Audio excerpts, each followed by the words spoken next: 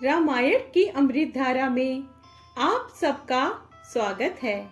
सभी सुनने वाले सज्जनों को जय सिया राम जी। रामायण के पिछले भाग में आपने वहां तक सुना था जब सुग्रीव ने कहा कि हे नाथ, मिथिलेश कुमारी जानकी जी मिल जाएंगी। अब इसके आगे से किष्किंधा कांड भाग 2। सियापति रामचंद्र जी की जय, पवन सुत हनुमान जी की जय, उमापति महादेव जी की जय। जय जय सीताराम जी। सुग्रीव ने प्रभु श्री राम जी को बताया कि मैं एक बार यहाँ मंत्रियों के साथ बैठा हुआ कुछ विचार कर रहा था। तब मैंने पराये शत्रु के वश में पड़ी हुई विलाप करती हुई सीता जी को आकाश मार्ग से जाते हुए देखा। हमें देखकर उन्होंने राम राम, हाँ राम पुकारकर वस्त्र गिरा दिया था। श्री राम जी ने उसे मांगा, तब सुग्रीव ने तुरंत ही दे दिया। वस्त्र को हृदय से लगाकर श्री रामचंद्र जी ने बहुत ही सोच किया। सुग्रीव ने कहा, हे रघुवीर सुनिए, सोच छोड़ दीजिए और मन में धीरज लाइए। मैं सब प्रकार से आपकी सेवा करूंगा, जिस उपाय से जानकी जी आकर आपको मिल जाएं। दोहा। सखा बचन सुनि हर्षे, कृपा सिंधु बल सीम्ब, कारण कबन बसहु बने, मोहि कहु सुग्रीव सियापति रामचंद्र जी की जय। मोहि कहु सुग्रीव सियापति रामचंद्र जी की जय। कृपा के समुद्र और बल की सीमा श्री राम जी सखा सुग्रीव के वचन सुनकर हर्षित हुए और बोले, हे सुग्रीव, मुझे बताओ तुम वन में किस कारण रहते हो। सुग्रीव ने कहा, हे नाथ, बाली और मैं दो भाई हैं। हम दोनों में ऐसी प्रीति थी कि वर्णन नहीं की जा सकती। हे प्रभु, मैं दानव का एक पुत्र था, उसका नाम माया भी था। एक बार वह हमारे गांव में आया।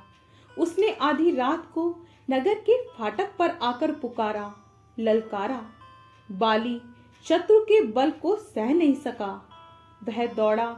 उसे देखकर माया भी भागा। मैं भी भाई के संग लगा चला गया। वह माया भी एक पर्वत की गुफा में जा घुसा। तब बाली ने मुझे समझाकर कहा, तुम एक पखवाड़े 15 दिन तक मेरी बाट देखना। यदि मैं उतने दिनों में ना आऊं तो जान लेना कि मैं मारा गया। हे खरारी, मैं वहां महीने भर तक रहा। वहां उस गुफा में से रक्त की बड़ी भारी धारा निकली। तब मैंने समझा कि उसने बाली को मार डाला। अब आकर मुझे मारेगा, इसलिए मैं वहां गुफा के द्वार पर एक शिला लगाकर भाग आया। मंत्रियों ने नगर को बिना स्वामी राजा का देखा तो मुझको जबरदस्ती राज्य दे दिया। बाली उसे मारकर घर आ गया। मुझे राज सिंहासन पर देखकर उसने जी में भेद बढ़ाया, बहुत ही विरोध माना। उसने समझा कि यह राज्य के लोभ से ही गुफा के द्वार पर शिला दे आया था, जिससे मैं बाहर ना निकल सकूं, और यहाँ आकर राजा बन बैठा। उसने मुझे शत्रु के समान बहुत अधिक मारा और मेरा सर्वस्व तथा मेरी स्त्री को भी छीन लिया। हे कृपालु रघुवीर, मैं उसके भय से समस्त लोकों में बेहाल होकर फिरता रहा। वह श्राप के कारण यहाँ नहीं आता, तो भी मैं मन में भयभीत रहता हूँ। सेवक का दुख सुनकर दीनों पर दया करने वाले श्री रघुनाथ जी की दोनों विशाल भुजाएं फड़क उठी। दोहा। सुनु सुग्रीव मारिहउ, बाली ही एक ही बाने, ब्रह्म रुद्र शरणागते, गए न उबरहि प्राण, सियापति रामचंद्र जी की जय। गए न उबरहि प्राण सियापति रामचंद्र जी की जय। उन्होंने कहा, हे सुग्रीव, सुनो, मैं एक ही बाण से बाली को मार डालूंगा। ब्रह्म और रुद्र की शरण में जाने पर भी उसके प्राण ना बचेंगे। जो लोग मित्र के दुख से दुखी नहीं होते, उन्हें देखने से ही बड़ा पाप लगता है। अपने पर्वत के समान दुख को धूल के समान और मित्र के धूल के समान दुख को सुमेरु बड़े भारी पर्वत के समान जाने। जिन्हें स्वभाव से ही ऐसी बुद्धि प्राप्त नहीं है, वे मूर्ख हट करके क्यों किसी से मित्रता करते हैं। मित्र का धर्म है कि वह मित्र को बुरे मार्ग से रोककर अच्छे मार्ग पर चलावे, उसके गुण प्रकट करे और अवगुणों को छिपावे। देने लेने में मन में शंका ना रखे, अपने बल के अनुसार सदा हित ही करता रहे। विपत्ति के समय में तो सदा 100 गुना स्नेह करे। वेद कहते हैं कि संत श्रेष्ठ मित्र के गुण लक्षण ये हैं, जो सामने तो बना बनाकर कोमल वचन कहता है और पीठ पीछे बुराई करता है तथा मन में कुटिलता रखता है। हे भाई, इस तरह जिसका मन सांप की चाल के समान टेढ़ा है, ऐसे कुमित्र को तो त्याग देने में ही भलाई है। मूर्ख सेवक, कंजूस राजा, उल्टा स्त्री और कपटी मित्र, ये चारों शूल के समान पीड़ा देने वाले हैं। हे सखा, मेरे बल पर अब तुम चिंता छोड़ दो। मैं सब प्रकार से तुम्हारे काम आऊंगा, तुम्हारी सहायता करूंगा। सुग्रीव ने कहा, हे रघुवीर सुनिए, बाली महान बलवान और अत्यंत रणधीर है। फिर सुग्रीव ने श्री राम जी को दुंदुभी राक्षस की हड्डियां और ताल के वृक्ष दिखलाए।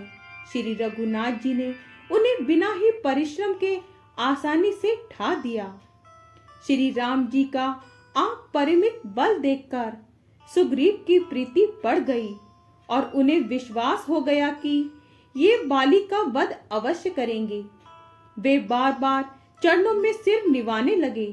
प्रभु को पहचानकर सुग्रीव मन में हर्षित हो रहे थे।